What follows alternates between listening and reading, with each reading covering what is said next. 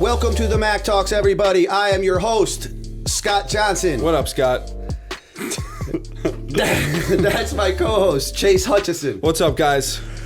Chase, tell our guests and our listeners and his Facebook Live what our program is all about. All right, to everybody out there, as you may know already, if you're a business owner, entrepreneur, or impactful leader, the Mack Talks is the vehicle that brings you the stories that you need to hear. That's right. Today, we've got an awesome entrepreneur on the program. He's going to bring that energy. Super excited to have him on. Super excited to hear his story. Have him become part of the program. Chase, go ahead and give him the intro. Give that man his intro. This guy, he eats dreams for breakfast. He's your favorite entrepreneur's favorite entrepreneur. Nick Coriano, a.k.a. Nicky Nice Brands, a.k.a. Mr. Run to the Bag, is on the podcast today. He's the CEO of Homescape LLC, consultant for Cervitude, investor relations, and author of Rules for Entrepreneurship. He has a long history of working in the venture capital, private equity industry, and assisting fellow entrepreneurs in developing successful business plans. His goal is to help his clients go from the napkin to the NASDAQ. Nick, welcome to the Mack Talks, man. Thanks for coming on. Thanks for having me, guys. Cheers. I appreciate it. What an intro, man. I don't even need to say anything else. I like that, from the napkin to the NASDAQ. I like that. So we actually got you because of a mutual friend of ours, Phil Hall, works for... he's on here now. West Fair Communications. Phil, shout out to Phil for hooking us up with great guests. I'm gonna give an award to Phil Hall because this guy is the connector of all connectors. He is a connector. Man. Yeah. Oh, man. I was just talking to another buddy of mine saying we need to give that guy an award because he's just always adding value to my life, man. Thank you, Phil. I appreciate you, my man. I love you. Same for us too. Phil is a connector. We love Phil. He's a great guy. Love his stories, and love to keep growing with him as well. So, absolutely. But thanks for coming on the program. Definitely want to just kind of jump right in and kind of chop it up with your story. So, let's do it. Tell us a little bit about how you became an entrepreneur and what kind of drove you into the kind of finance kind of entrepreneurial world. Well, I don't know if I was born an entrepreneur, but I definitely, as young as I can remember, I remember being 8, 9, 10 years old, going to Disneyland and counting how many windows and garbage cans they had to figure out if I can do it myself. Yeah, right. So I was pretty young then. Started with a lemonade stand when I was a kid. Yep. By the time I got to high school, I was doing magic shows, which really taught me that I can make $200 an hour. Yeah, right. I was like, well, I don't think I'm ever going to get a regular job at, $7 an hour or $8 an hour. I was making what, my friends were making all week for working a half-hour magic show. And then threw parties in high school, charged people at the door for that. So it really the bug started really early on, man. Yeah, that's what it sounds like. Where are you from originally? I was born and raised in Bridgeport, Connecticut. Oh, cool. So, nice. My whole life in Connecticut. I've traveled around since, but I was raised Shout out to CT Entrepreneurs. We got the we got the biggest hill to climb out of all of them. Yeah, that's it. Shout out to them. That's it, man. It's a little expensive here, man. So we got to make the money. We got to work extra hard here in Connecticut, right? And then if you come here, if you go anywhere else, they just assume that you have a ton of money. They're like, oh, you're from Connecticut. Yeah, that guy rich. from Connecticut. Yeah, you're the rich guy. Yeah, right. Not yet. I don't know the days that Connecticut was like that, but it wasn't like that. No. Ever since I've lived here. P.T. Barnum was I think here, it was way back when. It was like yeah. where Connecticut was considered the pinky out state. It's like, you know what I mean? So, but yeah, so it sounds to me like, you've kind of started to figure it out at a very young age as far as how to make money on your own and how to be self-sufficient. So you didn't have to go and work for that, $7 an hour job like you were saying. Yeah. What was your first like kind of major entrepreneurial thing that you did? I know you did the things when you were younger, but what was your first kind of thing that you kind of really realized that you were going to be self-employed for the rest of your life, probably? Oh man, I don't think I realized I was going to be self-employed till after law school. Okay. So it was later on. I kind of knew. I tried a lot of things, but I always had a safety net. Yeah. I always had this idea, well, I can always go get a job. Yep. But my last job was after law school around 8th grade, I played the stock market game. Okay. So I learned about stocks in the 8th grade. And my father was a super facilitator. Okay. The guy, any interest I had, he would buy me a book or introduce me to a mentor. So I credit him for a lot of, pushing me in that direction. But as soon as I told him I played the stock market game, he said, you should look into this thing about being a CEO. Yep. So 14 years old, you know, I go and look at what a CEO is, find out that they make millions of dollars. I'm like, hey, I want to be a CEO. Yeah, that's what I want to be. That's what I want to do, Yeah, you know? yep. So from that point on, my goal was to be the CEO of the New York Stock Exchange. Yep. So dropped out of college when I was 18, ended up going back when I was 25, went for a degree in finance. And when I graduated, I said, well, I'm going to get a job. This is 2009. The stock market crashes. Yep. Everybody's like, poor kid, you're never going to get a job. I'm like, no, I'm going to get a job at the New York Stock Exchange, and then I'm going to become the CEO of the New York Stock Exchange. Yeah, yeah. So I get a job at the New York Stock Exchange. Sure enough, I got an internship there. And about 30 days into the internship, I realized I'm going to blow my head off. Yeah. Like, I can't commute for 2 hours one way, first of all. Yeah, and then the high stress environment that you're in. I was in a suit all day in a cubicle. Everybody is stressed. Everybody's moving super fast, but they're not moving anywhere. Yeah. They're not going. They're just moving. They're just moving super fast. So I realized then, I was like, my dream was crushed. Yep. Like I was 30 years old, and I'm going, now what do I do? Like, you know, like I had this hope for the last 15 years of my life. I wanted to be the CEO of a New York Stock Exchange, and I'm like, I can't stand this place. Yep. I am not climbing up this corporate ladder. Time to make a pivot. Yeah, exactly. So I took 3 years off and went to law school. Yeah. You know, like, let me see if I can hang out in law school for a while. Yeah, right. So yeah. Do you regret that at all? Chasing that dream, or do you think that it helped you get to where you are now? No, I don't regret it at all. No, I don't regret it at all. I think I'd still be in the middle. Like I think I'd still be, as they say, half pregnant. Yeah. Like wondering if maybe I should go get a job. Maybe I shouldn't get a job, you know, but that really set it in stone. Like, dude, this is not you. Like, you are not going to climb any corporate ladder. You cannot take orders from people. Yeah. You know, like I was like, the mentor at the New York Stock Exchange was like, we have a lunch at 1:00. You know, I showed up at 1:15, you know, because the first day I got to the New York Stock, here's a story that most people don't know. The first day I get to the New York Stock Exchange, and this is my entrepreneurial tendencies. I get to New York Stock Exchange, and I realized at 18, I was sending letters to CEOs trying to get a job. Yep. So I had sent a letter to the CEO of GE when I was 18, like, hey, you need me, right? I didn't know what that was. I'm like, hey, man, you need me. I'm going to be a CEO one day. You should probably get me under your wing now. I never got the call back. But I realized when I was trying to reach out to him, it was super hard to get a hold of him. Like, you can't just type in, hey, what's the phone number of the CEO of GE? Like, there's no email address. There's no phone number. So the first day I'm at the New York Stock Exchange, they put me into the system, and they're like, oh, this is where you find all the contact information for everybody at this office. Yep. And I found that the contact information gave me the contact information for everybody at the New York Stock Exchange, including the CEO. So I literally spent the first 2 days just printing out. Yep. Like, I just went to there and I printed out everybody's contact information, and I like a thief, you know. I brought it home, and I was like, I got the golden jewel, you know, right. I got the golden jewel. But even then I was telling them there, I was like, I'm gonna be the CEO here. You know, and I did that for the first 30 days until I realized I can't put a suit on every day. This is going to kill me. Yeah. Suits are expensive. Yeah. And it sounds like a really high stress environment too, like you hear about. And then you add the 2-hour commute, or you could, live in a studio for $4,000 a month. Yeah. It was like, it's interesting. I learned another lesson there. I was living in Connecticut, but I was working in New York. And when I got my paycheck, it was a great internship, like $35 an hour. I just graduated college. Like, it was great. Yeah. And then New York takes taxes out, and Connecticut takes taxes out. Yeah. Yep. I was like, whoa, what is this? Yeah, so the double banger. Yeah, so it was what like, are we doing here? Yeah, I was like, I'm saving a little money from living in Connecticut. But like you said, the option was, let me go move into a studio for a while. I was like, nah, I'm all set with that. Yeah, I'm all set with that. So tell us a little bit about the current business that you have right now. Well, I run Homescape LLC. Yep. It's a holding company. Underneath the holding company, we have about 20 different brands, about 3 different business models. So we have a real estate division where we hold a bunch of real estate. Nice. We have a services company where we own about 20 different websites, doing everything from business planning to website design to marketing to investor relations for public companies. That's the services arm.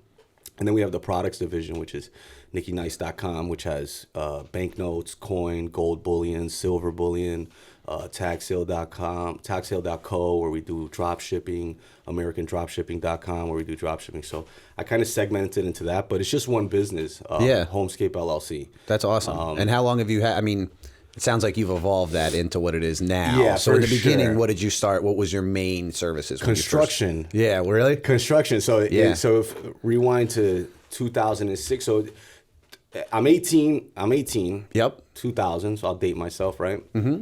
2000, and I started a bunch of sole proprietorships. So I was obsessed with business as soon as I figured out the stock market. So I said, well, I guess you need to start the sole proprietor thing. So I started a bunch of fashion label, a bunch of failed businesses, a record label. That's what we do, yep. Right? So started a bunch of failed businesses. And then I said, well, the construction industry was booming. It's 2004, 2005. Everything was booming. I said, well, let's get into construction. So I start Homescape LLC. Yep. And I was doing windows and doors for $1 million homes. That was another aha moment. I was like, man, I need to live like this. Yeah, right. I was in these $1 million homes doing a lot of beachfront development. I was like, man, I need to live like this. Dislocated my arm while I was doing windows and doors. And that's when I decided to go back to college. So I took the little bit of money I saved and I put it all into stocks. And I turned Homescape LLC into a holding company while I was in college. Nice. And then the money I had from stocks, I kind of eventually Another developed. pivot. It was pivot after pivot after pivot. Yep, to find your groove. They said it was construction company, then a holding company in stocks while I was in school. And then when I was in school, by the time I got to law school and I realized I'm not going to get another job, I took that money and started developing all these online businesses. That's great. I realized that online was it was the future. Yep. You know? Yep. I was like e-commerce online. I can reach 7 billion people. Yeah. Yeah, right. What? Yeah, that's awesome. That's cool. That's cool, man. So where do you foresee your company going now? Just keep growing more with kind of what you've been doing, or you foresee another pivot kind of coming soon, or what do you think? I don't foresee a pivot. I know it's coming. Yeah. Just because you know it's inevitable, it's the nature right? of the beast. Like, if you're not where you want to be, then you're going to have to change something. Yeah. Like, I'm not where I want to be. Yeah. I don't have 9 zeros behind my bank account. Yeah. Like, so until I get there, we're going to pivot and move to there. So I definitely see a lot more acquisitions of real estate. Yep. That's for sure. We're definitely moving more heavily on the services side to the public company clients. Now, you're more commercial real estate or residential or both? So I started when it was 2009, the crash happened. Yeah. It was like I hit it at the New York Stock Exchange. I'm like, man, I could do anything. I get to law school, and I have been telling myself my entire life, you're going to be a real estate mogul. I've been telling myself this since I was a kid, since I went to Disney World, and I was like, man, I'm going to buy land just like this guy did, you know? Yeah, right. And my 30th birthday happened in law school, and I owned no real estate. And it was like, I've heard this a lot from entrepreneurs, like there's certain ages or certain like triggers. And at 30, I was like, dude, you're a loser. Like, you said you were going to have all this real estate and you don't have nothing. Yep. And that was a fundamental shift in my mindset, because before that, what I would do is I would price these $1 million properties and I'd be like, man, if I just had $1 million. Yeah. Right? Or I'd price this huge hotel. Man, all I need is $10 million. Yeah. We're gonna make it. Yep. And at that point, I said, forget about what you can't do. Look at your bank account and see what you can do with what you have in your bank account. Mm-hmm. And I had student loan money. So I took my student loan money from law school. Yeah. And I just went on eBay. I had learned some stuff, obviously from real estate classes in undergrad and in law school. And I went on eBay, sorted it by the price, found the first one for like $350. It was a little parcel in Arkansas. Yep. And I bought that for $350, sold it for $1,250. I was Nice. hooked. I went back online the next day, and within 6 months, I had acquired like 30 pieces of land. Awesome. In 5 states. So I started with land. Yep. And then just this year, I moved into commercial real estate. So I bought a 4-unit, so it's 5-unit. I'm converting it to 4 for increased rent in upstate New York. Okay. So I'm kind of moving more into commercial, but I'm open, man. I was shopping campgrounds, last night. Yeah. I'm open so to what's whatever your the cap rate is. so what are your thoughts on real estate? What's your obviously It's high right now. Yeah. It's expensive right now. Yep. I'm talking. Let's date it so that the public knows, right? We're in 2019. Yep. September 2000. It's high right now. Yep. So the real estate market historically has crashes every 10 years. The last one was in 2009. Yep. We're in 2019. I got real estate agents. All my real estate agent friends are like, man, I sold a home in 3 days. I'm a genius. I'm like, no, you're not. The market's great. Yeah. So I think the market's great. I think the lending's going to get even looser. Yep. Yeah, because they This is a cycle. This is a cycle. It's like they take stuff away, then they give it back and let you repeat the whole process over again. Exactly. Yeah. And when you start hearing people say, oh, real estate's a no-lose investment, you almost know we're back in 2009. Like, you can definitely lose in real estate. Yeah, you definitely can. People lost their shirts in 2009. Yeah. So I think we're at the higher end of it. I think as soon as you start seeing no credit check financing, we're at the end of the bubble and it's going to burst. I think there'll be a pullback. I don't know if it'll be as extreme as 2009. I don't think so. I think it's going to come a lot in the commercial space. So I think that there's a lot of opportunity right now in commercial spaces with e-commerce, you know, just crushing a lot of these retailers. Yep. I think there's a huge opportunity in commercial real estate right now. Yeah, because they're all going to be going out. Yeah, they're already going out. Yeah, they're already going even out. all the big ones are. Yeah. I mean, malls have to kind of identify themselves. They're chopping up those big stores now. Well, if you look at malls, I talk a lot about this actually with my other real estate investors. I look at malls and you say, look, the retailers aren't there, and what's happening is they're moving to entertainment. Like you go into malls now, and you'll see the Dave and Buster's, you'll see bowling alleys, you'll see gyms. Like the gyms aren't a mall. I know. I've been noticing that too, which I think is insane because I'm not going to the mall to go to the gym. But apparently, some people are. Yeah, it's about, you know, experiences and entertainment, you know, and what are you doing with your free time? I think as technology, you know, I just saw a talk with Jack Ma and Elon Musk. Yeah. And they're talking about AI and how that's going to affect the world. And they said, what's going to cut a bunch of jobs? And they had two kind of different views on it. And one view was, hey, there's going to be less work. Yep. And the other one's like, hey, there's going to be less work, man. Yeah. We're only going to have to work 3 days a week. What do we do with the rest of our time? Yeah. So, you know, he was really talking about how, you know, you're going to open up your time. What do you do with that? Entertainment. That's a great segue into, I'm curious, like, who do you listen to in the real estate world? Like, who's a guy that you know, what he says Uncle is G. important to you? Uncle G for sure. Uncle G. I love Grant Cardone. Yep. I try to focus only on billionaires for financial advice. Yeah. So I don't listen to millionaires. I don't listen to my mom. Yeah. I love you, Mom. I just listen to billionaires financially.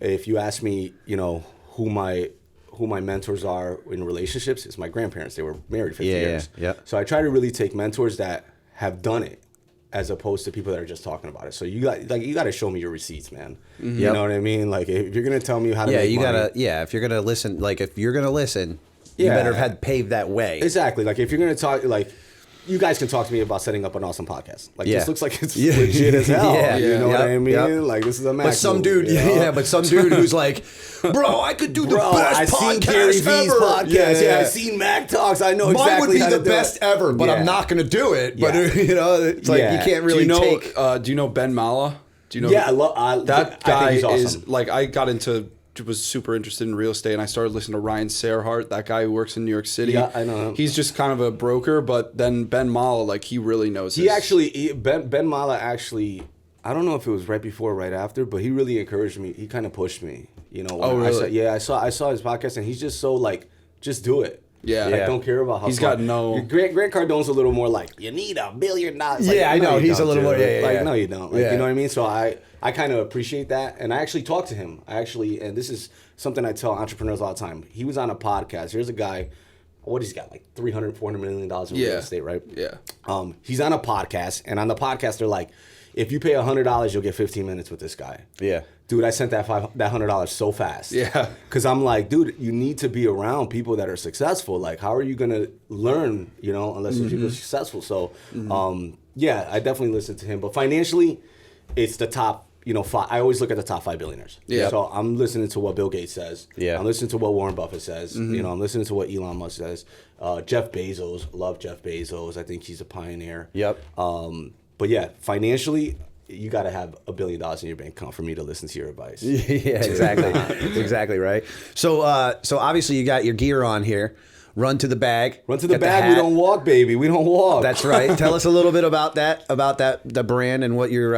Run to the bag. So, you know, this is just a motto that kind of came up. I actually have it tattooed on my leg too. Nice. It's just a motto that came up. You know, I had interns last year. Hired a bunch of interns for my company. Yep. And you know, I just wanted to get the mindset down that, look, man, there has to be a sense of urgency. I did a short stint in the military, and I got hurt in there, so I left early. But in the short stint, I learned something from the drill sergeants, and they would always say, walk like you have somewhere to go. Yeah. They're like, walk like you have somewhere to go. And it gave you kind of this sense of urgency, like, yo, life ain't forever. Like, you got to move, you know? Yeah. So I always tell my entrepreneurs and my interns, I would tell them, like, look, man, the money's out there, but you got to run there. You got to get there. Like, I don't care if your car's broken. I don't care if your leg's broken. You got to get there, man. You got to get there faster than anyone else. So that's kind of where the saying came from. And then I'm a domain junkie. I'm a domain investing junkie. Nice. So like as soon as I think of something, I'll buy the domain. So we just bought the domain. We just built it out. And now we have businesses in a box packages. So you can get your LLC, your business plan, your website, your business card, everything you need. Yeah, everything you need to start a business on runtothebag.com. That's awesome. Oh, cool. Yeah, that's cool. Yeah, I like stuff like that. It's pretty neat. I like it. Yeah, it makes it much easier for people who are just looking to get started. Is it for any business? Like you could for any business, but I always tell this is my one caveat because I've written over 350 business plans. That's really like my bread and butter is consulting, cash wise, and then equity wise is the public companies. They pay me 6 figures, 7 figures to consult with them on an equity side. But what I always tell my clients is, look, to build a business, if you Google how to build a business in the United States today, what you're going to get is a ton of lists from entrepreneurs.com and Forbes.com, and they're going to be like, form your LLC. They're going to be like, write a business plan. They're going to be like, get a business card. All that's bull, man.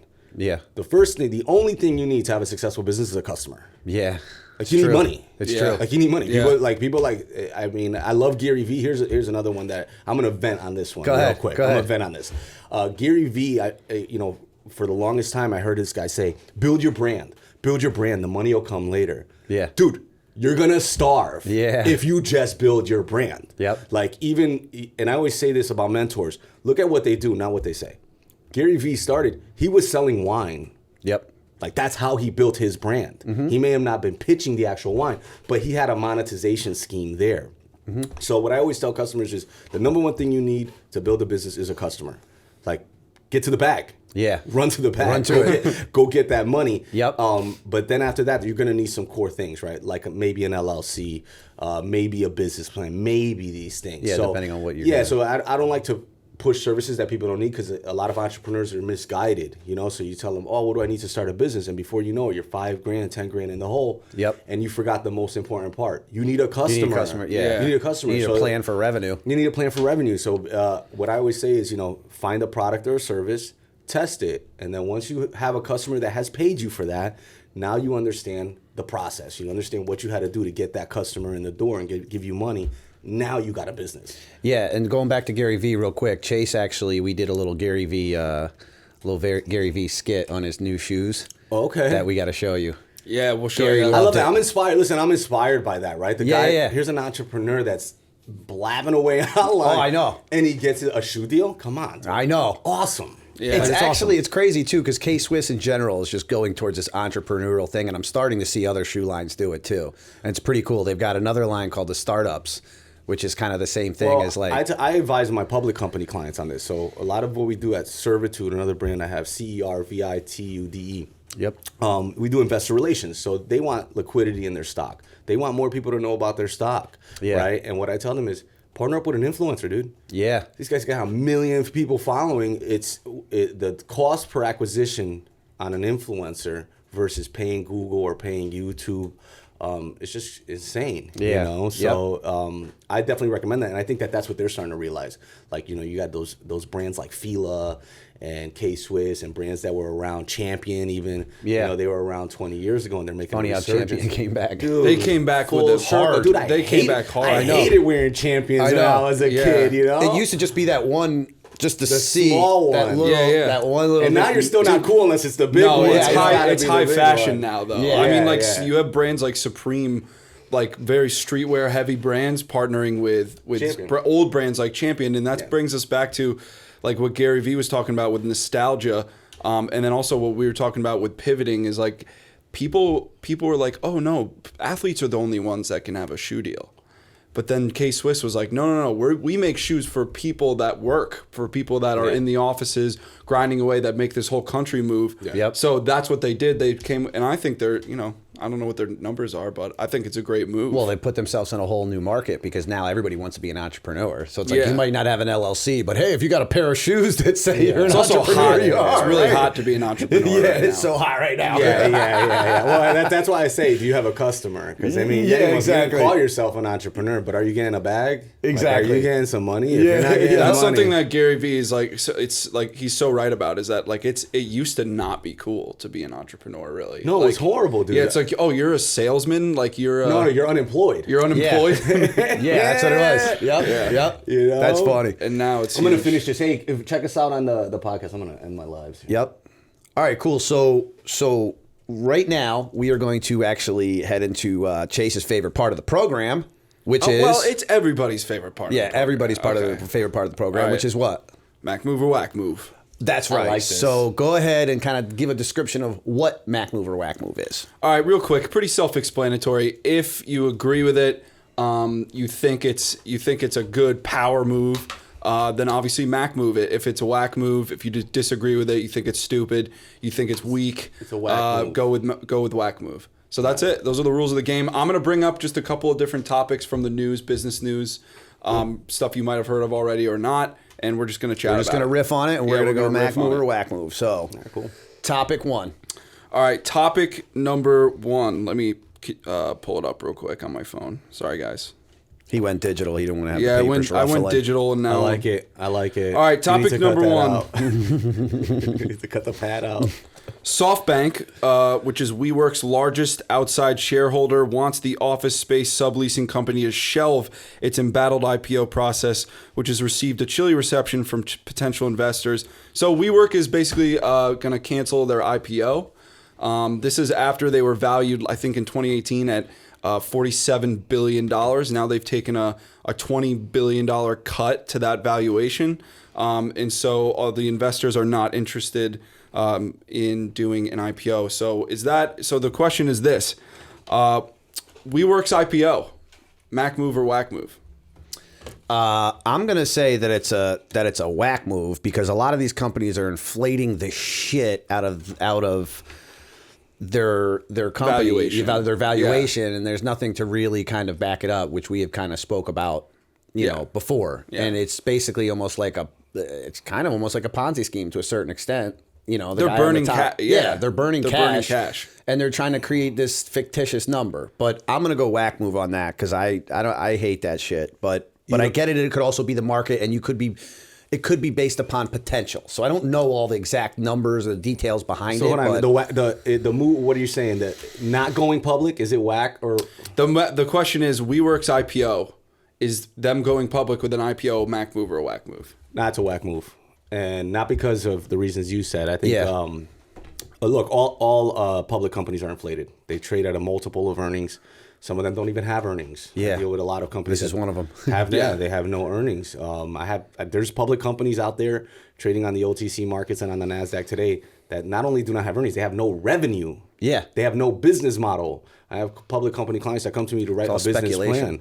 There's nothing there. Exactly. It's buyers and sellers. It's like Bitcoin, right? If you got two buyers and sellers. Now, if I'm an investor there, I'm super pissed, right? Because an IPO is a liquidity event. yeah, That's what it is. It's a way to get out of the investment. So if I'm an investor, I'm pissed. But if I'm the CEO, I'm not worried about my investors. I'm worried about building a great business. So, all right, I like that answer. Yeah, I mean, I'm going to go Wack move as well because of both of those reasons. But I think that in this business model, I read an article about this that says in this business model, only the first round primary shareholders and the people who founded the company, so the founders, are going to be the only ones making money on this. There's no projection for this company to start making actual revenue in the next couple of years. They don't project to even be making any money in the next couple of years. So, yeah, but you don't need to make money to get your financiers and your investors out. You get them out every round. So you get you have one round valuation at $100 million. That person buys in, the next person buys in at 200, the next person buys in at 300, the next person buys in at 400. You have a $1 billion IPO. Everybody's happy. But it seems like they're already at those like inflated numbers. Yeah, I know. Where But usually it's like the problem is there's no liquidity when you're a private company. Yeah. So you can have a $40 billion valuation as a private company, but you can't get out unless you get a Sequoia Capital or another venture capital to buy you out. Buy the whole thing out. Yeah, on a private round. Yep. Once you're in a public situation, you just go on your Ameritrade account and sell it out. Yeah. So if I'm an investor, I want the IPO. Yep. If I'm the CEO, I don't need the added stress of New York Stock Exchange regulation and Securities Exchange Commission regulation. I don't need that right now. Yeah, exactly. All All right, awesome. cool. So topic number 2, Topic 2. little sports business. This, and I keep joking like this is like the OJ trial because really the amount of media coverage that it's gotten is amazing. But Antonio Brown released a video of a phone call between him and Coach John Gruden. He signs immediately afterwards. He asks to be released by the Raiders. And then within hours of being released by the Raiders becoming a free agent, he signs a contract with the Patriots. There's a lot of different takes on this right now, but the Mack move or Wack move is this. AB signing with the Patriots within hours after being released from the Raiders. Mack move or Wack I'm going to go... Hold on, let me go first. I don't want to copy you. I don't want to copy you. I'm going to go with a Mack move, man. Anytime you're joining the winning team, man. give me that. Yeah. Give me that, man. Yeah. You know, this is a business move. This is a business move, man. Yeah. It's all about the money for them, man. Yeah. You're basically joining the Yankees. Yeah. You know what I mean? Yep. It's like... Yep. So I'm going to go Wack move. I hear what you're saying, but the way he went about doing it, I think, was just horrible. Yeah. You know what I mean? Like, I think he had a plan. So I guess he consulted with social media people on what he could do to get cut from the team. So that's why he got a $55,000 fine, which who gives a shit about? Why would he get mad about a $55,000 fine when he's making $15 million and then he posts that knowing that they're going to fine him again and suspend him? So it's just the way he went about it. I agree with what you're saying, but also, you know, he didn't kill anybody, unlike OJ, who did kill somebody. He didn't kill anybody. I mean, it's weird. He kind of seems like he's a little crazy, but I think a lot of it was premeditated. Like the Steelers were not going to trade him directly to the Patriots, so he had to find another route there, and that happened to be through Oakland. You know, and kind of you don't think use them as some of these organizations are doing the same thing when they're benching players and they got. Oh yeah, there's tons of collusion going on with inside of sports in general. Though. Yeah, but I get it. Yeah, I get it. Like get your shit move. While you can. Get your shit while you can. Yeah. Run to the bag. Run to the bag. Run to the bag and to the team. That's what he did. Hey, listen, run man, to the team with 6 rings. That's a short lifespan. Entrepreneurs live longer than football players. Oh man, yeah, they got to make their money. Yeah, they do. They got to make their money quick because they got to go give it to their friends for their dumb restaurant ideas and shit and have them burn through it, right? All right, Chase, what do you got?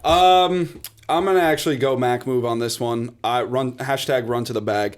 The way that he did go about doing it, 2020 hindsight, right? So like you look back at everything that he did, and you're like, this was so clearly a setup to go to the Patriots, which is kind of a stab in the back. The only reason I'm giving him a Mack move is because it's about the money, and he's running to the bag. And he didn't hurt anybody. And ultimately, I watch videos of him, and I watch the way he is and everything, and I actually like AB. He's a talented guy and all of that stuff. Just the way that he went about it. Like, can you think of a dumber thing to stake your entire NFL career on is like a helmet from the 1990s that's not getting approved. 90s. You're gonna be like, oh no, I can't play unless when was it from? The 60s? Like it's 60s now. It's a joke. It was a joke, and then they had a conversation about this whole thing before. And that was an endorsement deal without a doubt. I mean, the guy's just making moves left and right, which is hilarious. I mean, he forced his way out of 2 teams. Before in one offseason. He forced his way out of the Steelers, and then he forced his way out of Oakland. Before a season even happened. He did it twice. Contracts are meant to be broken, man. It's true. That's true. It was a Mack move. All right. Topic number 3.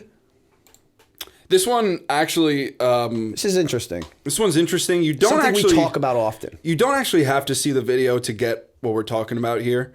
But there is a video, just so you know. Texas donut shop shames woman caught stealing from display case. Okay, so here's the story. Apparently a woman broke into the restaurant and stole about $2 worth of donuts. The company they're called Hurt Donuts.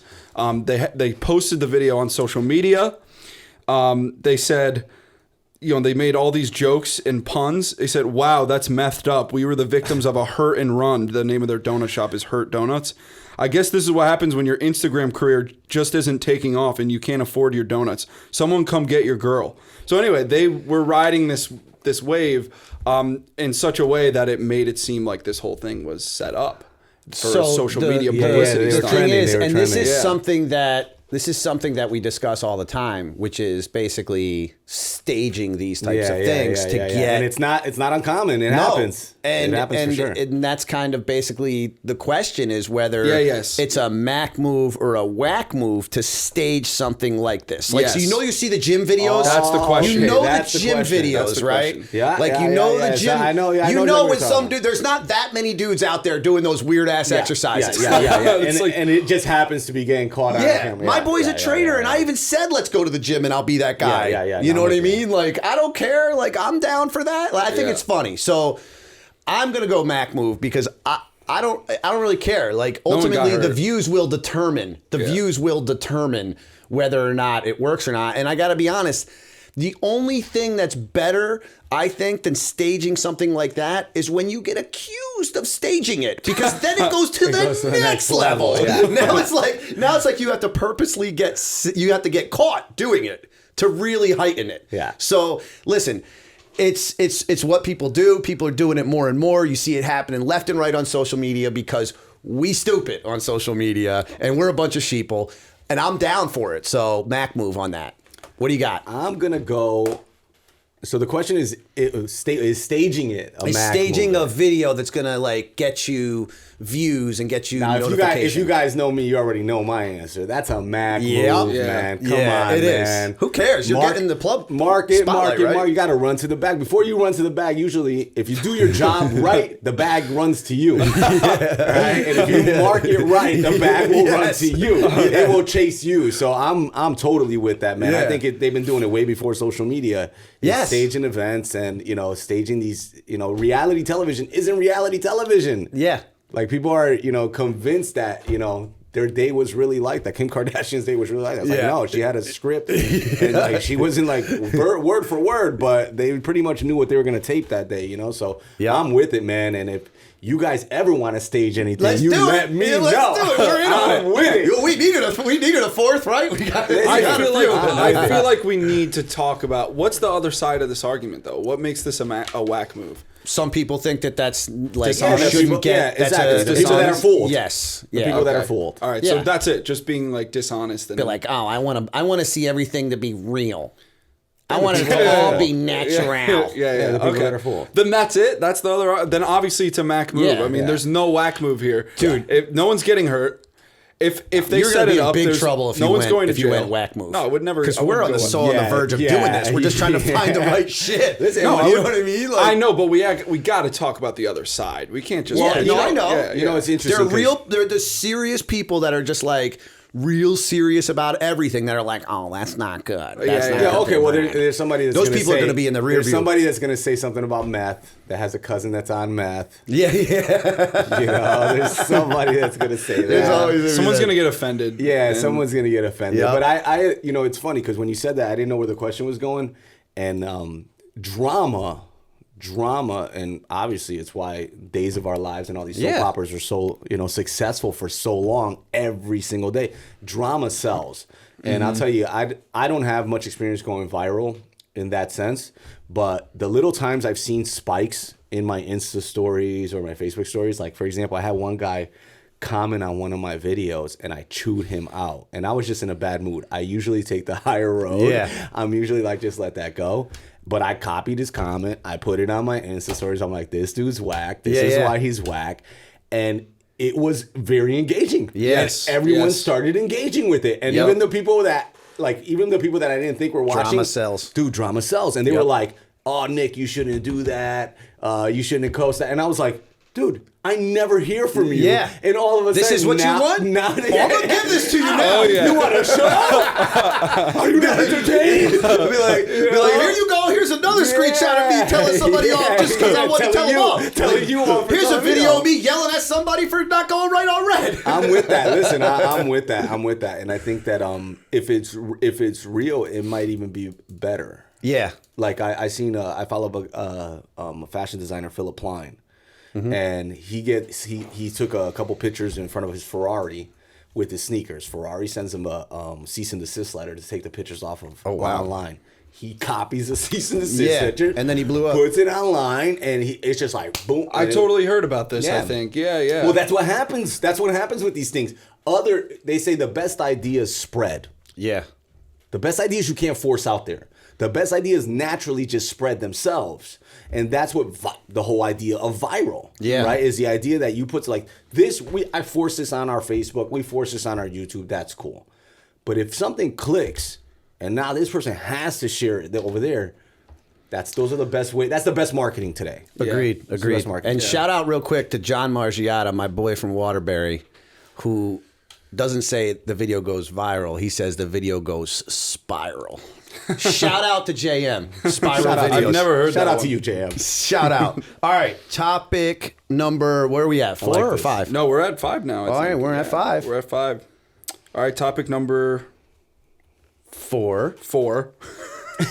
I can't count. We're learning how to count today. We're learning how to count on this podcast. This is going to be interesting. Go So, ahead. all right. This has been hotly debated for a long time, but California is finally putting their foot down.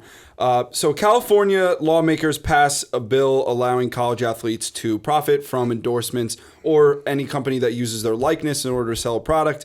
The bill, if it become law, would go into effect in 2023, though none of the bill's provisions involve schools paying athletes directly. It would prohibit schools in California from revoking scholarships or scholarship eligibility from athletes who profit from their own name, image, or likeness. So, makes sense? I'm going to go Mack move because I want to sell social media to college kids. I want to start branding college kids in social media. Nice Get to them young. That's a nice little Start niche. showing up at Pee Wee games and being like, "Hey, boy, build out that profile Of course for you you." go younger. Of course you go younger than you're allowed. You know? It's like, I'm going to high school. You look like you got a player there. Want me to set up a Facebook profile for him? Yeah, so I'm going to go Mack move.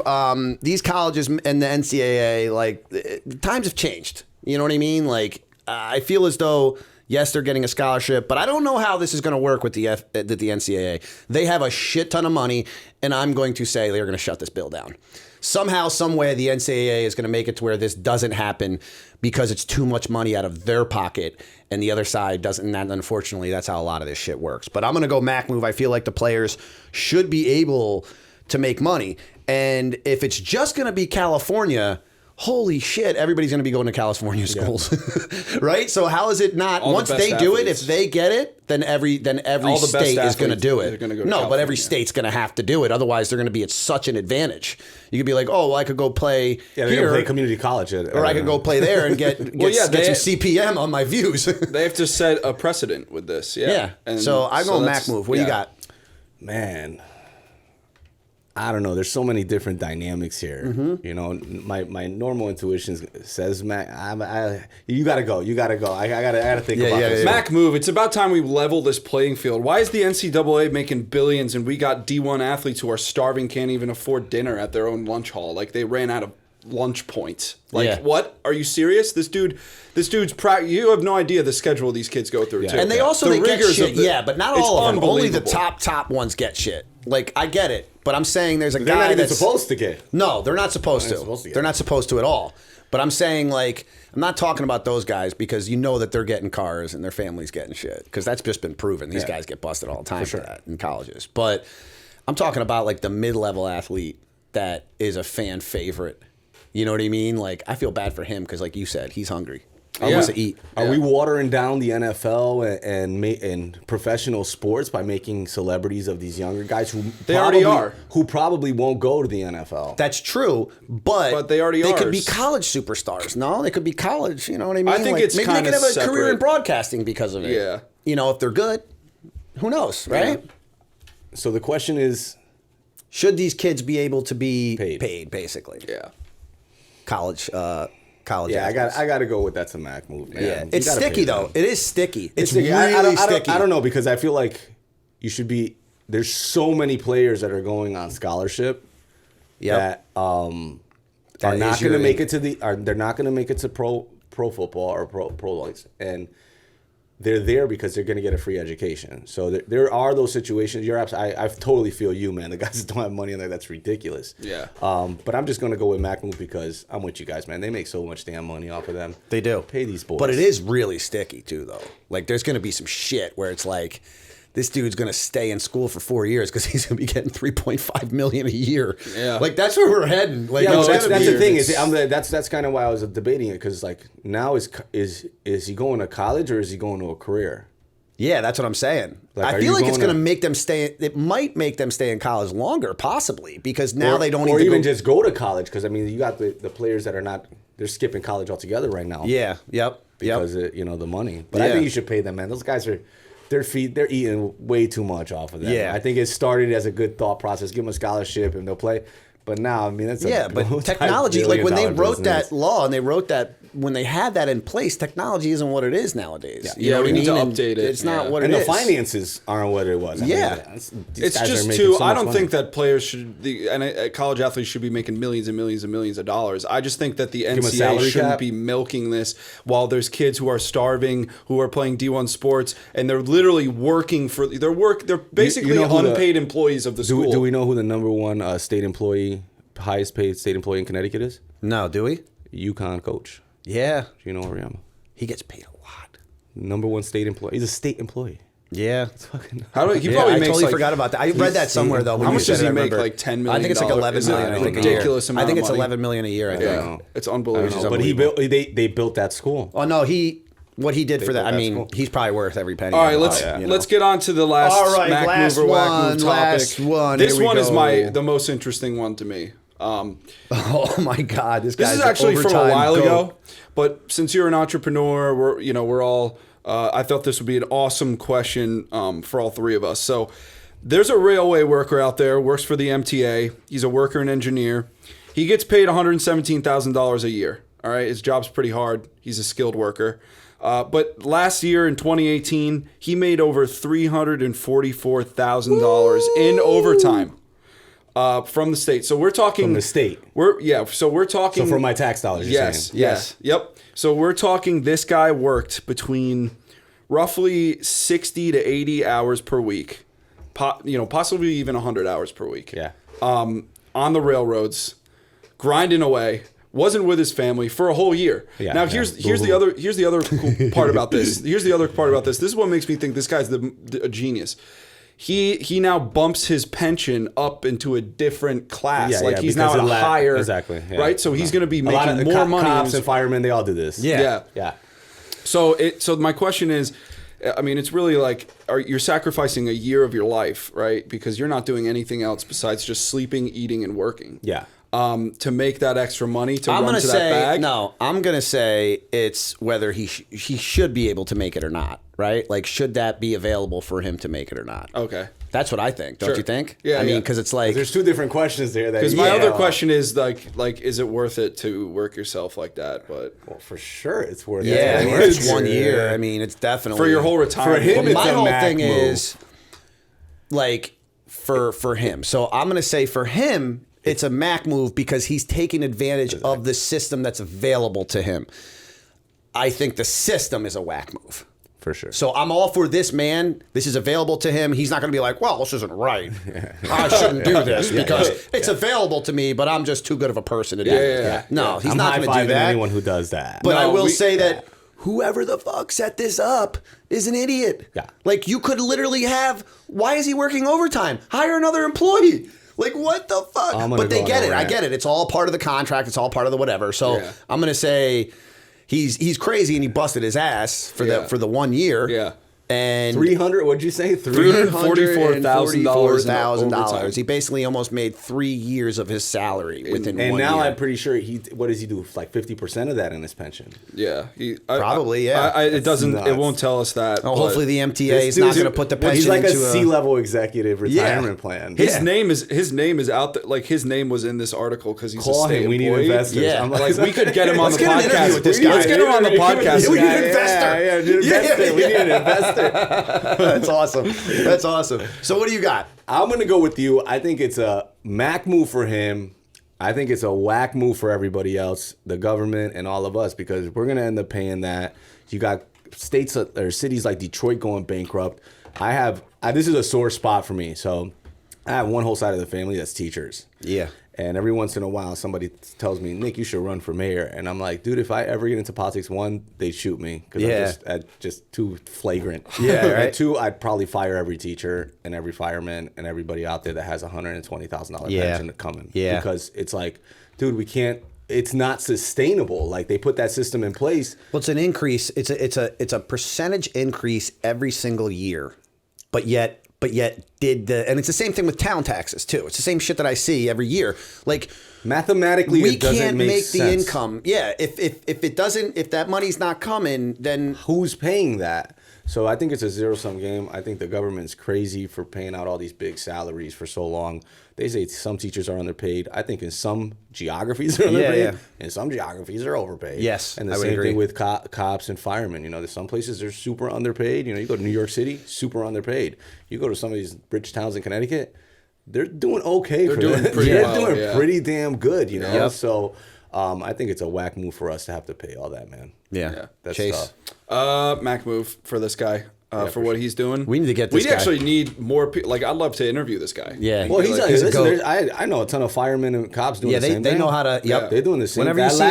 Whenever you see a cop out on street he's doing that overtime. He's on overtime. Yeah. Like, why not? Can't we just hire a cop? He doesn't even need to use his gun. He doesn't. Yeah, he's like a level below a real cop, and he can then direct the traffic, and we pay this guy a lot less. Or just give a guy a yellow shirt. That's what I'm saying. Like, need a cop. Can we outsource the traffic patrol, please? Well, to I think something? that's what's going to happen. You know, eventually, because they're going to run out of money. We're going to have to. All right, that concludes episode 36. That's what we're at. Yep. 36. That concludes episode 36. Our boy, Nicky, in the house. Nicky Nice Brands. Awesome time with you, brother. Thank you so much. We're going to definitely do some more shit together. Yeah, we're going to definitely do that create viral video. Videos. Let's do it. We're going to do some shit, man. We gotta have you as a guest judge on the Mack tanks when that comes out. Let's do it, dude. I'm pushing for the Mack tanks so hard. What is the Mack tank? It's is it like a Shark Tank? Yeah. But we're gonna do our own version of it. We're gonna have interns come in and like pitch ideas and stuff for businesses. And we want to have you on because you're an expert on shred business them. plans. I will shred them. Yeah. I will be like, your ideas garbage. You go run to the bag. Go run to the bathroom and redo that business plan. What the hell are you doing? Well, I don't listen. You don't know how many clients come through the door, and I'm like, dude, you do not need a business plan. You need to get up off your ass and get to the work. Yeah, exactly. Like just move your shit. Business plan is only when you have the business plan. You still need to go do that, right? So you might as well do that it first as you're doing it. Figure it out, right? For sure. All right, so Chase is going to close us out. Thank you so much for joining us. I appreciate you guys, man. He's going to give us everybody's handle, and then we'll go from there. All right, thanks for joining us, everybody. If you're looking to learn more about Nick, you can visit his website, www.nicholascoriano.com. Find him on Twitter, Nicholas Coriano, and on Instagram, @Nicky Nice Brands. Also visit Homescape or Cervitude if you're looking for business modeling services or any of the services that he provides. Nick, thanks so much for coming on our podcast. Appreciate it was a pleasure, you guys, man. Awesome time. For all of our listeners, if you want to find out more about the Mack Talks, how to listen, watch, and subscribe, visit our website, themacktalks.com. If you like our content, leave us a review on iTunes. Every review makes a big difference. Subscribe to our YouTube channel, like us on Facebook, and follow us on Instagram. Do all of that in the same motion. So, all right, thanks, Nick, and we'll see you guys next time. All right, thanks. Appreciate it, guys.